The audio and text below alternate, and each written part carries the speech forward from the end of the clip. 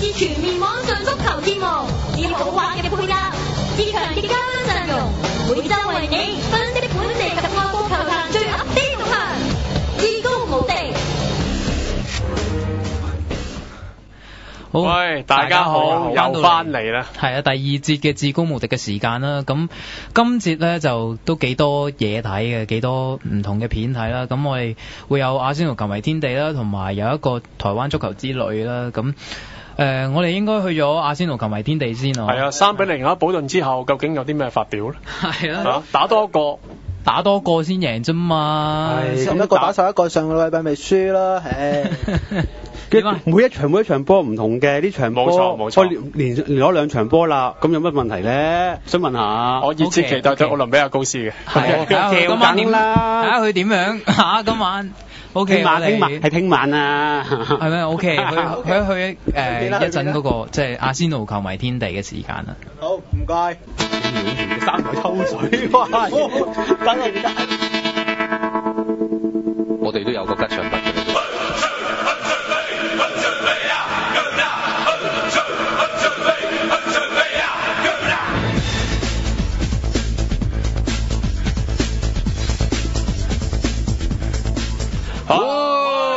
歡迎大家嚟到啊！每星期即係都有一次嘅阿仙奴球迷天地啊嚇！咁啊今日咧有我哋嘅球迷會嘅呢個主幹事啦，Tommy 兄。Hello。咁啊另外仲有靚女 Yuki 啦，仲有小弟文傑嘅。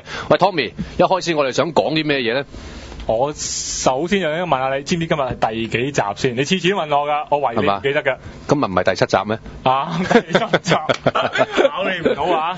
唉，咁個節目啊真係大佬，我哋有編排睇到㗎嘛。OK， 嗱大家好開心啦！啱啱我哋就贏咗保頓，咁啊贏3-0。係。咁啊好清脆利落，雲佩斯亦都入咗球會嘅第100球，係100分隊長啊！嚴格嗰日嚟講係第99球同埋第100球嘅，冇錯啦。咁啊我啊想出去廣州，就同咗廣州嗰邊嘅球迷會一齊睇呢場波嘅。係。咁我哋搞咗個 party， 咁啊我都影咗少少相，咁啊可以 share 俾大家睇下嘅。喂，好喎，不如睇下啲相，你哋有幾熱鬧先。好啊。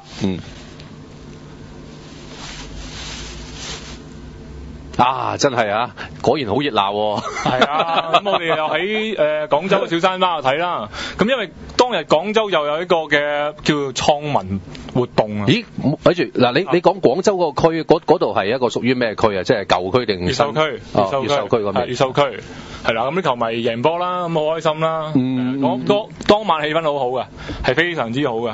係，佢哋睇波會唔會係嗰個激情投入嘅程度，比香港啲球迷出邊酒吧睇波會更加狂熱一啲嘅咧？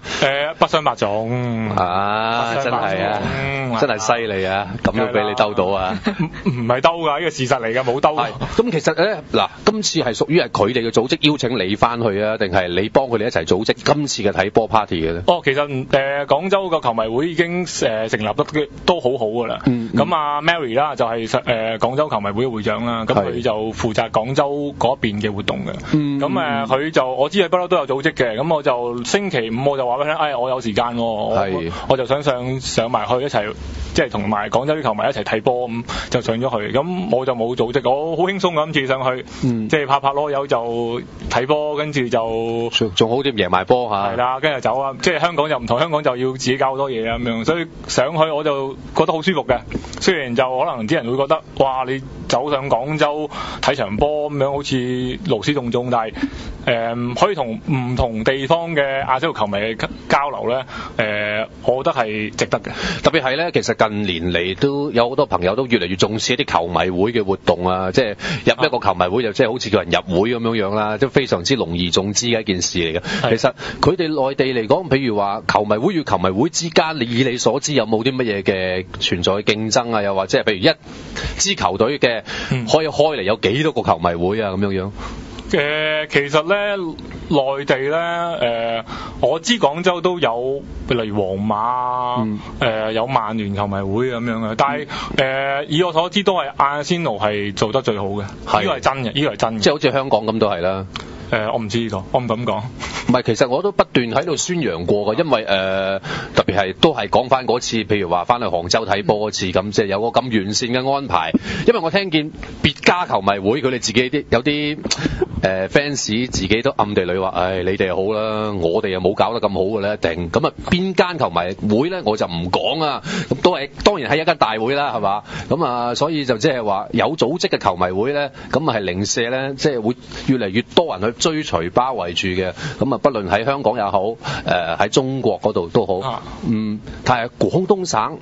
我聽阿 Tommy 你講過，就係話睇英超嘅人係零舍多嘅喎，按比例，即係全個中國大陸嚟講嚇。因為嗰個英超文化喺廣東省係比較時間長啲，咁第一佢有轉播，亦都比其他地方來，即係比北京啊、上海啊或者北啲地方，廣東省係長啲有呢個嘅英超直播，所以佢哋嗰球迷嗰個層面係會深啲咯，所以係熱情啲嘅，亦都多人啲。所以咧都唔難怪點解啲人話啊，咦睇到我哋個阿仙奴球迷天地，除咗喺香港之外咧，其實內地有好多嘅朋友都睇到嘅，特別係一個廣東省嘅市場，已經個人數係唔少噶啦。即係我哋呢個環節，大家可能即係如果唔係阿仙奴嘅 fans 都唔明白點解我哋咁堅持要做呢個節目，因為廣東省一個市場已經可以涵蓋咗好多嘢，冇錯，所以亦都知道點解我哋用廣東話廣播為主啊，唔使節目嘅，大家明㗎啦。好啦，今日講翻咧，啱啱禮拜六嗰場波啦，我哋終於咧叫做今季咧有個好明顯嘅比數，叫做大勝一場啦。咁啊，但係比賽完之後咧，係都有啲咧，即係好似即係唔多順嘅嘢咧，一啲新聞要發生嘅話，Yuki 就特別係話，而家曼城又話用3000萬鎊要買我哋嘅隊長雲佩斯啦。哇，真係咁易走？簡直似一個球會嗰啲人嘅口述啦，咩佢有 DNA 啊嗰啲口述啦。咁其實我覺得都係一個好漂亮嘅一場嚟嘅。咁除咗係阿仙奴嘅一個強心針啦，仲係一個大勝嘅。我唔理人哋話係咩10打11，咁起碼我哋個紅牌都係自己拎翻嚟。咁後邊嗰兩球即係打10個嗰陣時，後邊嗰兩球都係靚進攻嚟嘅。所以我覺得阿仙奴真係啲師兄師弟真係翻晒嚟㗎啦。哇，翻晒嚟！其實我都覺得仲可以再翻多啲添嘅，但係個比數嗱，即係公道啲講，如果你話以往嚟講，阿仙奴太平盛世咁樣嚇，贏一場呢種咁嘅波，就算對方有趕咗個出場啊，11打10贏3-0嘅，你都會話阿仙奴又輕鬆過關啦。但係今時今日又唔係嘅喎，人哋就會反過嚟睇，你好彩啫，阿仙奴你上半場都開唔到比數啦，下半場如果唔係保頓打少個，或者啱啱下半場出嚟個精神未集中，你點贏啊？即係又會有呢啲咁嘅即係叫挑骨頭嘅言論啦。即係打落去嘅，我諗好多人都識㗎啦，特別係即係傳媒啦，即係最中意做新聞嘅。咁呢啲就真正嘅球迷係其實真係會睇得出，其實阿仙奴嗰個喺呢兩場波裏邊，佢係慢慢上升緊嗰個狀態同埋嗰個默契咯。Even 就算你話輸俾布力般3-4嗰場波嚟講，其實上半場嘅攻勢都做得好流暢自然㗎。我覺得唔係話一個即係純粹你睇個比數就覺得一定係成場都踢得每一分鐘都踢得好差。咁呢個我就唔認同啦，係嘛？即係擺兩個烏龍呢啲都係即係一場波可能成季啊，可能10年裏邊你揾一次嚟睇下都可能少見啊，真係啱係嘛？OK， 咁啊做咗呢場波咁啊嗱，大家睇下會有啲咩需要改進嘅咧？阿仙奴咧，特別係我留意到一個球員就係阿迪達咧，佢的而且確喺下半場一出嚟就會比較係。即係你好難話，甚至乎講波佬都好少話可以提得到佢嘅名。的而且確就似乎個跑動係少咗㗎。兩位睇下啦，係咪真係關乎個體能上嘅問題咧？我又覺得未必，就係有陣時我會發覺佢同藍斯嘅工作好似重疊咗啊。咁佢啲人就傳波俾藍斯啦。咁有陣時佢係藍斯係進攻個斷攬嗰個人嘅喎，咁樣就令到即係你話藍斯就唔好做咁多嘢啦，係因為你斷攬多。我覺得如果俾路斯基夾下阿迪達可能會好睇啲，因為大家兩個都係老球員，經驗好啲。我又唔係咁睇，我睇保連場波啦，3個中場阿迪達、桑治同藍斯咧，我覺得同上季最唔同就係佢3個都可以發動攻勢。唔需要話以前淨係得法比加斯，咁你睇下藍斯佢攞個波去自己帶波上去，佢係俾到啲傳球出嚟嘅，桑治亦都可以俾到一兩腳穿晒嘅後防嘅波出嚟啦。佢嗰球俾沃克特都係桑治俾嘅，咁阿迪達亦都做到呢樣嘢，即係我覺得反而覺得好似三個中場都好似好立體，你唔一定要俾邊一個太牌咯。我又唔覺得阿迪達真係話體能跌得好緊要，因為我覺得佢喺後邊鬥住，佢箍住個波咧係好穩陣嘅。咁我就幾中意呢三個中場嘅組合咯。同埋你睇保頓係冇，基本上係冇威脅嘅。係，因為中場真係打得好，係桑治打得好啦，藍斯打得好啦，阿迪達都係打得好咯。咁有好多人咧都會話啊，保頓今屆個表現咧，其實你睇佢聯賽而家打咁多場，除咗贏咗第一場之外，其餘都輸晒。咁你贏都有乜叻咧？咁但係唔可以否認一樣嘢，就其實保頓甚至乎你話對住其他球隊，佢每一場都係想去攻嘅，即係佢哋想主攻個心態係好明顯嘅。但係睇咗咁多場咧，保頓攻勢最少嘅咧就係對阿仙奴呢一場啦。咁呢個好明顯係，我覺得我哋球隊係有做到嘢去部署佢哋嘅反擊啦，雖然都有一兩下俾佢哋爆過嚟，特別係一開波嘅時候有腳幾乎收死咗，咁但係斯捷斯尼亦都勇救險球啦。咁但係其餘時間其實你話，我覺得英超開季咁多隊以嚟啊，對住保頓呢，能夠防止到保頓攻勢做得最好嘅呢，反而都係阿仙奴。我又冇睇保頓之前幾場波啦，但係我睇阿仙奴嗰個狀態冒起，一場比一場係即係起得好緊要。即係我嚟緊對熱刺咧，頭先出邊阿 Henry 同我講話好大戰啊，好緊張，我真係好平常心，我覺得贏緊呢場波係嘛？係啊，成個今屆英超個勢就係由保頓呢場扭轉晒。咁而家我又唔敢，即係當然啦，我係支持阿仙奴啦。咁但係我又唔敢話，即係好斬釘截鐵地講出你個邊隊贏邊隊輸。不過有個焦點人物又翻嚟啦。就應該話唔係佢留低喺嗰度等我哋去，呢個就係艾迪巴約啦。即係大家仲記唔記得雲佩斯當年俾佢，哇兜面俾佢踩落嚟，嗰腳恥辱真係簡直啊！今次佢自己主場出擊，哇呢條友仔又會搞啲咩嘢出嚟咧？我諗佢啊唔會點咁，即係驚一次就一次啦。咁佢我覺得就冇話咩特別搞事啊，因為我唔覺得佢入到我哋波咯。咁佢點搞事啫？佢都係頭耷耷咁走嘅啫。咁啊，除此之外咧，就係話基本上咧，暫時我哋阿仙奴個班底，即係唔好計啲傷兵咧，呢一套陣容咧，都係呢班人㗎啦，咁啊可以好穩定地確實到落嚟㗎啦。係擔心到其時和確特啦，和確特個傷勢唔知可唔可以追翻啦嚇。咁我反而會係特別着重於我哋叫做聽晚時間，我哋歐聯對住奧林比亞高斯呢一場波。我覺得而家個勢冇得話流放㗎啦，係啊，冇一定要每一場都去，因為你嚟緊對熱刺之前，你贏多場嘅話，贏幾多都好啦，咁啊增強翻嗰個連勝嘅信心，我覺得呢樣嘢先係最緊要咯。係。咁你點睇奧林比亞高斯場波咧？我覺得贏係贏緊㗎啦，問題贏得多定贏得少嘅啫。我希望能夠即係我唔會好似阿細蚊話5-0啦，因為我都講過5-0之後就通常都係1-0嘅啫。即係贏啦！我希望有即係自己個人個心底願望就係唔好話淨係僅勝啦，你希望有2球以上嘅距離啦。話講到好似我哋賭緊波咁樣樣但其實唔係呢個意思㗎，而係需要一啲連勝嘅紀錄咧，增強翻我哋球會嘅信心。啱啊，冇錯，我都覺得要。即係同埋要打得漂亮咯，即係組織要漂亮咯。咁呢個係對球隊對熱刺就之後月底又要對，即係下月底又要對車路士啦。係嚟緊都硬仗連場啊！Yuki 聽晚都應該信心冇問題㗎啦，贏波嚇。冇問題啦！一桑治一翻嚟，我簡直覺得係完全冇問題，即刻呢個連續幾場都開始翻嚟啦。係，就算輸嗰場其實都打得好睇咗好多，係嘛？即係桑治真係無敵㗎喎。原來你咁中意桑治。係啊，你去杭州嗰陣有冇揾佢影相簽名咧？我冇影相，因為唔係好怕醜。但係你知唔知桑治寫俾我啲嘢係寫得最多咯？係佢寫啲咩？哦，你兩個有路。唔係寫佢個房 number 俾我，唔係講。哦，唔單止有路，仲已經哎呀，佢寫暗結咗啲嘢，啲祝福説話咯。係個祝福你咩咧？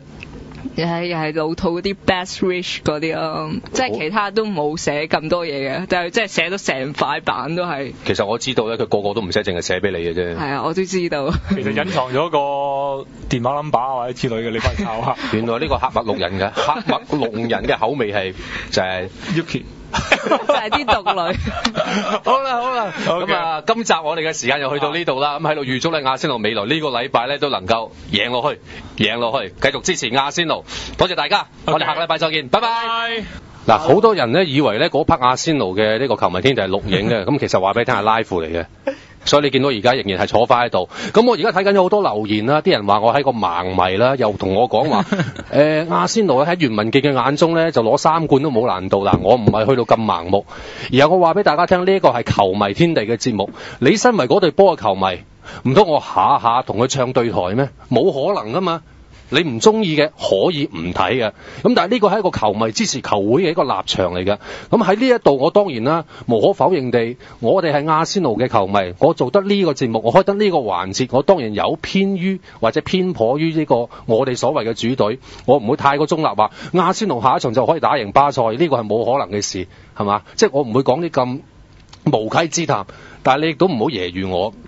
話我係個好盲目嘅球迷，我睇波嘅年份我分分鐘多過你嚇，就係咁樣講。另外咧，之前咧我都要回應一下，就係有啲球迷話叫我請食飯嘅，唔係我自己開下呢個誇下海口呢個言論嘅。咁啊輸咗俾曼聯2-8嗰場波之後，我曾經喺呢個節目烽煙打入嚟話，如果跟住落去嗰5場波咧，我哋阿仙奴攞唔到5分嘅話咧，就我請食飯。好啦。我喺呢個有個數碼電台叫大錢台嘅一個足球節目咧，我都公開咗呢個言論。咁我就揶揄嗰班當我哋贏咗史雲斯1-0之後，而唔會出聲叫我請食飯嗰班人叫做烏龜，因為點解咧？烏龜係縮頭㗎，即係話如果你當日都係冇即刻留言叫我請食飯嘅啦，你都去縮頭烏龜。點解我咁講咧？咁贏咗波你又唔出聲，我輸咗俾暴力般嘅時候又話，文傑呢餐飯點樣啊？你要請㗎咯，OK。其實咧，我好想當其時咧喺 Facebook 嗰度咧開個 post 咧，就叫大家話，如果想請我食飯嘅咧，唔係應該話想請，即係想叫我去請食飯嘅咧，就留言。因為咧呢啲留言咧，我想 keep 翻起佢，就係話翻俾大家聽。如果到期時候咧，我哋攞得多過5分嘅話咧，我會叫你請翻我哋所有主持食飯。咁但係當然啦，呢個我覺得係比較過分咗嘅。要你一個人請晒我哋咁多人食飯點得咧？我覺得閣下冇咁嘅豪氣干雲，咁事實上我哋而家已經超標攞咗嗱。其實呢個成績我唔覺得係一個咩值得誇，即係一個誇獎嘅成績嚟嘅嚇。咁因為畢竟我哋開季真係打得好差，咁但係5場波都攞唔到5分。你真係當我哋史雲斯保頓咩？唔係喎，有人抱頭喎，阿奶最阿 Nigel 阿認自己係貴公之一。因為咧嗰日我講呢班言論嘅時候咧，呢個陳奶最呢個 Nigel 咧，正就係喺我旁邊嚟嘅，佢聽住我講嘅，咁啊所以就係嘛嗱講真一句啊，即係。一啲諾言、一啲承諾，其實佢誇下海口咧，就係其實我封咗蝕本門㗎啦。咁但係咧，即係講翻落去呢個球迷天地嘅節目，即係嚟緊我哋可能會有已經開咗㗎啦，應該話咧就係呢個傑志球迷天地啦。咁亦都會有睇下你點安排嘅呢個紅魔世界啊咁樣樣。其實呢啲每一個球迷之間嘅足球節目，梗有一間球隊或者球會你喜歡嘅，你聽到你梗會受用嘅。咁我哋阿仙奴嘅球迷。我係做俾阿仙奴嘅球迷睇嘅啫，即係所以如果你覺得我哋係一啲黐 Q 線啊、盲目追隨嗰啲咧，咁除非你閣下冇一隊你真心支持嘅球隊，如果係咁樣嘅話，作為一個球迷，我會令你覺得可憐可悲嘅，因為冇一隊球隊能夠令到你衷心去支持嘅話，其實係一樣幾恐怖嘅事情嚟嘅。好啦，咁我要講嘅嘢就係咁多。嗱，證明我哋係做緊 live 嘅，唔係錄影嘅。咁跟住落嚟有咩環節咧？應該就係有呢個台灣足球之旅啦。嗱，都係我嘅台灣足球水準高咩？但係我哋照樣去拍，即係話俾你聽，人哋台灣足球而家去到咁乜嘢嘅地步。係啊，咁啱贏咗主席杯喎，台電。係冇錯，所以你一定要睇下啦。係啊，仲要留意下一陣嗰個片段啦。咁有啲有獎問答遊戲嘅，咁去片啊！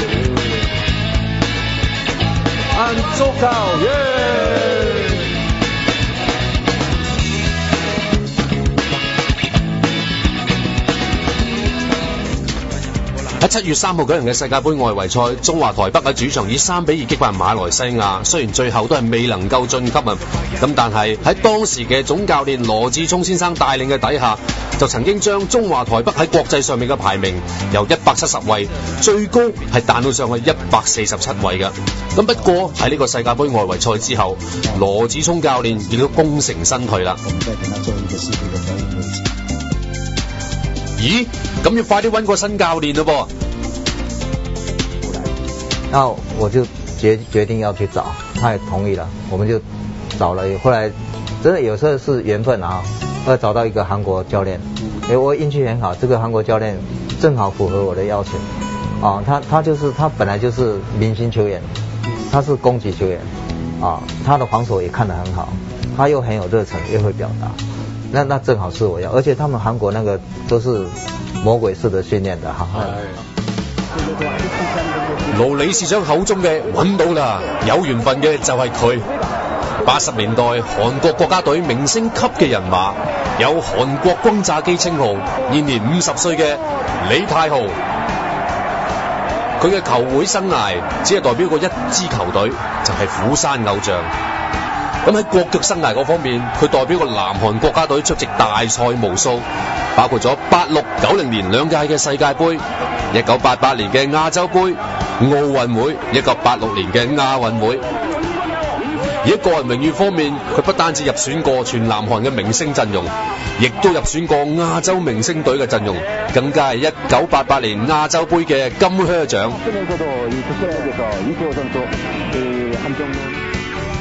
哇！我揾到佢啦，終於到佢就係有韓國轟炸機之稱，而且亦都係而家咧中華台北隊嘅總教練李泰豪。안녕하세요，非常幸會，非常幸會。你好嗎？你好啊！哇！睇翻佢以前啲履歷咁威風，點解李泰豪冇出過去外國踢波嘅咧？係咪佢唔想咧？하고 싶었는데。其實1983年以及1991年呢2年裏邊咧，都有法國同埋南斯拉夫嘅職業球隊邀請我過去踢波㗎。不過一次咧就因為自己年紀尚輕，留翻喺國內吸取經驗會比較好啲。另外一次咧就係當時所處嘅球會就處於一個爭標嘅形勢，所以球會唔願意放人啊，咁我亦都去唔成啦。眾所周知，中華台北嘅實力唔係好高嘅啫。李教練，你仍然願意接受挑戰嘅原因喺邊度啊？人啊去到頂峰嘅時候咧就要往後退，呢個道理我諗你都明白嘅。我喺韓國啊攞過最多嘅薪水，亦都進球無數。其後我擔任總教練，我教嘅球隊大部分實力都唔係話咁高強嘅啫，但係我要把佢將佢哋提升先至係嘅。咁我亦都知道中華台北嘅足球發展得並不發達，我就係嚟到就係要將佢哋提升啊嘛。李教練，你個外形咁威嚴，喺場上面能夠起到幾大嘅作用呢？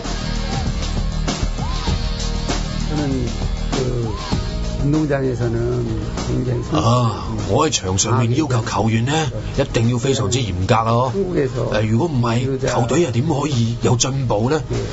喺場上面嘅訓練啦，我一定要佢哋傳球要到位，動作一定要做得好，我要求一定要非常非常之咁嚴謹嘅。不過我可以話俾你聽喺球場以外呢，其實我同普通人係冇分別，我一樣同我嘅隊員呢係可以打成一片嘅。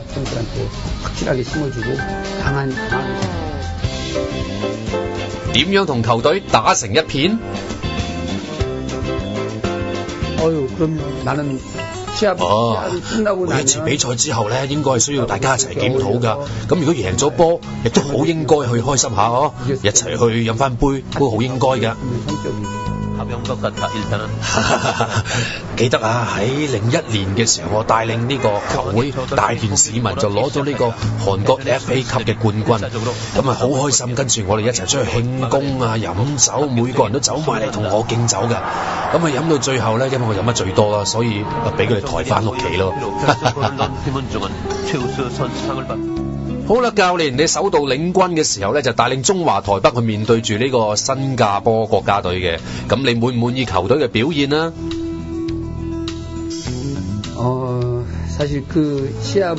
當我上任冇幾耐啊，咁啊知道要帶領球隊去到新加坡作客比賽，話俾你聽，我當其時個心情呢，就係有啲擔心，亦都有啲苦惱，因為特別喺操練嗰方面一路都唔齊人，直至到出發之前一日呢，先至集齊所有嘅人腳，咁所以嗰個磨合嘅程度不足呢，大家係可以理解嘅。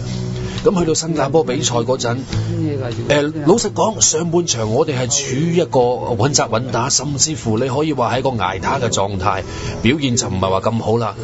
不過去到下半場嘅時候呢，我哋釋放咗好多，亦都比較進取。呢場波嘅最後比分係3-2啊。咁但係其實新加坡對手呢，佢哋入咗2個波都係有越位嘅嫌疑嘅。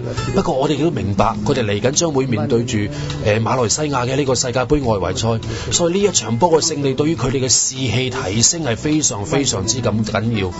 但係你話對於我嚟講，第一次帶領中華台北嘅表現，我係收貨嘅 ，OK 啦。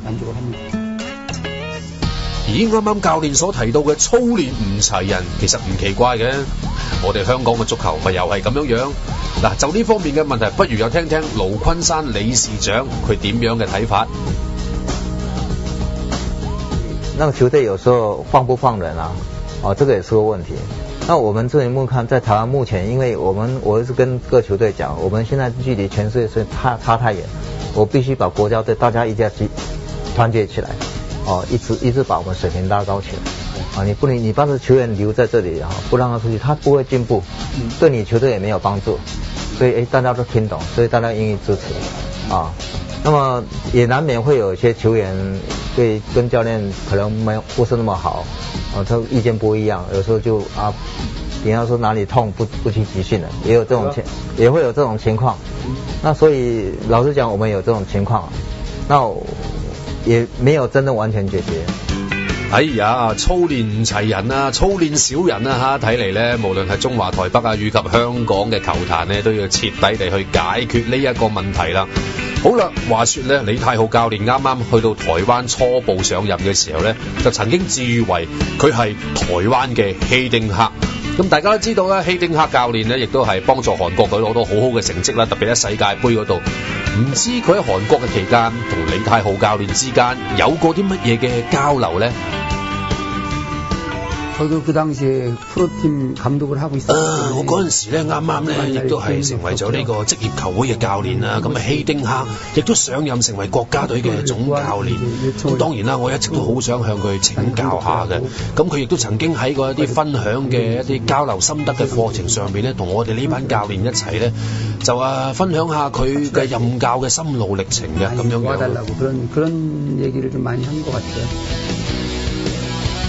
恐韓症，咁大家都知道啦，中國足球咧有一個症狀咧係好難徹底地去醫治噶，就係恐韓症啦吓，即係話面對住南韓國家隊嘅時候咧，多數都係輸多贏少嘅。原來根據統計啊，喺80年代咧，射入中國隊最多波嘅一個球員咧，正正就係而家中華台北現任嘅總教頭李泰浩教練啦。咁佢當其時一共咧80年代入過中國隊4次波㗎，而其中有一次咧，據聞就係李泰浩教練喺左眼近乎失明嘅情況底下射入嘅。哇！真係要入嚟就入嚟㗎啦，使乜講咁多嘢啫？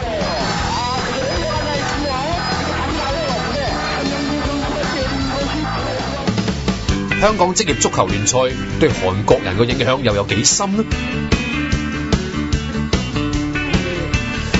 咁文傑咧喺同阿李教練做訪問嘅期間咧，就突然間就諗起一樣嘢啦。嗱，各位資深嘅球迷都會記得咧，就係70年代、80年代頭嘅時候咧，我哋香港有好多球隊都邀請到啲韓國嘅球員過嚟踢波㗎。譬如話卞浩英啦、金在漢、朴炳哲、金剛林、金城南、李光善、崔宗德等等。咁當我一噏起呢班球員嘅名稱嘅時候咧，李泰浩教練表現得非常之極感興趣同埋親切嘅。嗱，原來佢當其時咧都好渴望嚟到香港咧揾食。不過嗰陣時佢自己比較後生啲啦，都係同樣要留翻國內吸取經驗。咁而呢班球員全部都係佢啲師兄啦，同埋前輩嚟嘅。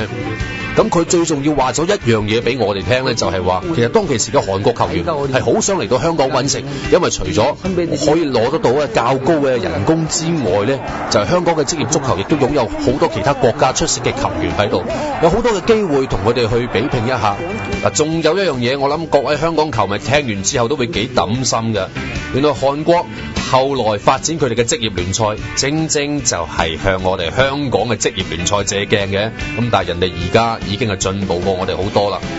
又再一次證明香港足球永遠都係把握住個先機，但係呢一行就唔係話達者為先嘅，最緊要就係點樣保持你個發展。我哋就係發展下滑，所以導致到今時今日香港嘅足球已經退居於亞洲嘅2流，甚至乎係第3流啦。咁文傑亦都問到李教練啦，其實近期香港咧都有一位韓國球員嚟到香港效力，兼夾後來成為呢個總教練嘅添。咁呢一位大家就係好熟悉嘅金判坤啦。李教練原來對於金判坤都有印象嘅，不過由於因為金判坤嘅年紀比佢細啦，咁啊屬於係佢師弟身份，咁就冇話有同佢話喺呢個同場啊交技過㗎。咁不過喺佢印象當中，佢亦都記得金判坤後尾係成為咗教練啦。咁亦都睇過佢踢波嘅風格。喺佢印象中就記得金判坤係一個以後衛即係後衛為主嘅一個球員嚟㗎嚇。咁啊踢波嗰個技巧咧就唔係話咁高嘅啫，但係咧佢嗰個鬥志就非常之高昂，亦都非常之具有呢個爭勝嘅慾望嘅。關於韓國球壇喺數個月之前嘅打假波風雲，李教練又有啲乜嘢嘅睇法呢？關於今次韓國球壇嘅打假波風暴啦，亦都導致到有好多嘅球員啦，即係會入罪啊，甚至乎係自殺咧。咁李教練都覺得好遺憾嘅呢件事情。不過佢話原來冇辦法，因為喺佢哋韓國嘅風氣咧係好推崇備至呢個學長，或者應該話啲學弟啊、師弟啊、新人咧要好尊敬啲前輩啊、師兄啊咁樣樣嘅。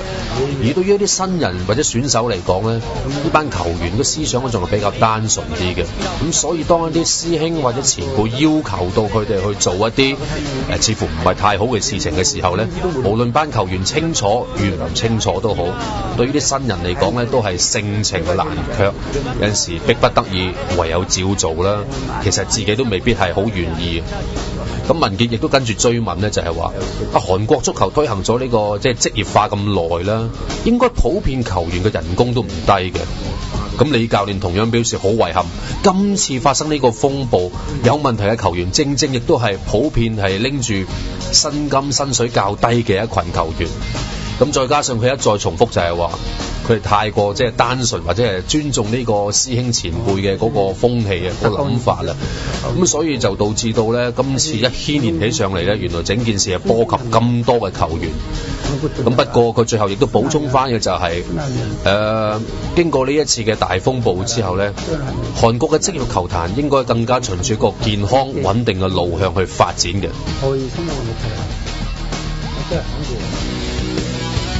今次咧真係好多謝李太浩教練喺百忙之中咧接受我哋至高無敵嘅訪問嘅。咁嚟緊呢，佢可以話任道仲遠啦，喺9月底咧將會舉行嘅龍騰杯國際邀請賽，就係李太浩教練你見真章嘅時候啦。謝謝。今次我哋拍攝呢個台灣足球之旅咧，就去到台北、台中以及高雄幾個地方啦。咁啊，去到台中嘅某間體育用品公司嗰度咧，咦？呢位先生好熱情喎，佢知道我哋過嚟香港拍攝咧，就招待我哋坐低飲咖啡添。原來佢就係喺台灣非常之有名，亦都係前到中華台北嘅國際裁判許朝樂先生啦。咁啊呢度咧，我順便問一問佢啦。咁啊，同佢傾起好多有關於佢以往執法嘅啲往事喎。咁原來咧，佢亦都係同我哋香港嘅國際球證陳潭新先生非常之熟稔嘅。現場嘛，是，因為陳老師是我的老師，他是華人第一位參那個執法世界盃的裁判。他講過一句話，就是說，人家要我很快樂，人家不要我更快樂。那最主要就是他能夠放鬆自己，然後在球場上能夠自己能夠很輕鬆的執法，能夠很放鬆的去面對整個球賽的困難度。那你現在有跟他聯繫嗎？有，陳老師常來台中這邊玩。真的嗎？真的。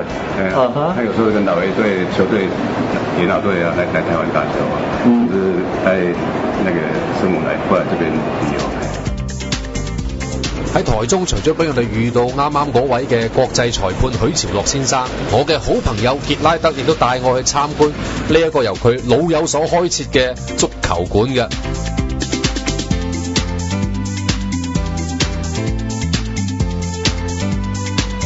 哇！一入到去睇睇，呢個球場真係非常之靚喎。我諗唔係話隨處都可以揾得到㗎。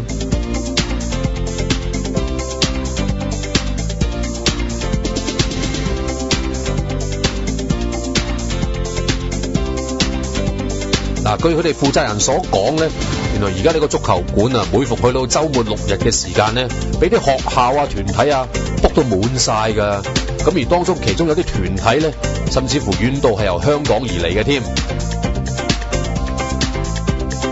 但係足球館咧，亦都係作為培育下一代為宗旨嘅。大家睇到啲照片啦，咁啊有唔少嘅小朋友咧都嚟到呢度咧，好開心咁踢波。培育下一代去了解足球，提高足球興趣，亦都係呢間足球館嘅宗旨。而喺球場旁邊呢，亦都開設咗一間以足球為主題嘅餐廳。咁大家喺呢度踢完波之後呢，過嚟餐廳呢一邊飲下嘢、食下嘢，都幾開心㗎。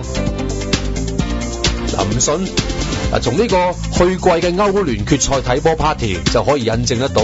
其實而家台灣啊，無論係睇本土足球以及係外國足球嘅球迷嘅人數咧，亦都與日俱增。嗱，睇完樓下，我哋睇睇樓上啦噃。原來樓上咧亦都有多間嘅房間，係俾一啲學校團體咧，方便佢哋夜晚喺度集宿嘅。好有趣喎！每一個房間咧都係以球會嘅 logo 作為門牌嘅。每個房間都設計簡約，亦都非常之整潔。嗱，除咗房間之外咧，呢度亦都有教學室，咁就可以秉承到理論同埋實踐一拼過啦嘛。其實那個我們的公司哦，在台灣的足球領域裡面啊，已經經營了很久了，那將近有20幾年了哦。那就是希望我們可以再延伸出我們的觸角，所以一開始我們經營的是運動用品，那接下來我們也經營教學，經營餐飲，那結合一個足球的主題，所以我們才會開設這家足球館這樣子。下一集我哋將會訪問而家台灣足球班霸台電隊嘅總教練陳貴仁，以及佢旗下嘅愛將，亦都係好多香港球迷嘅摯愛陳柏良。我哋下一集再見啦！台灣足球耶！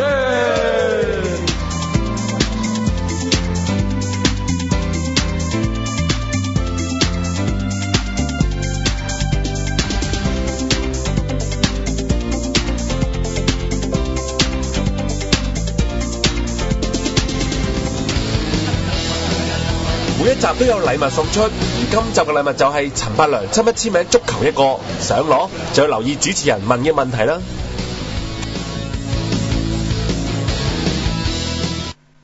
好，大家好，翻到嚟又係至高無敵嘅時間啦。咁頭先睇完呢個台灣足球之旅啦，咁都有啲問題想問翻大家。咁有個即係陳柏良簽名嘅足球可以送翻啦。咁個問題就係即係現任嘅中華台北隊教練啊李泰浩喺球員時代就有啲咩嘅稱呼咧，有啲咩嘅外號咧？咁好勁㗎，奇連士文都係咁上下嘅嘢，差唔多，真係差唔多。咁個問題即係如果大家知道答案嘅話，可以即係鬥快打個電話入嚟 MyRadio 啦，就係個電話 number 就係2892781嘅。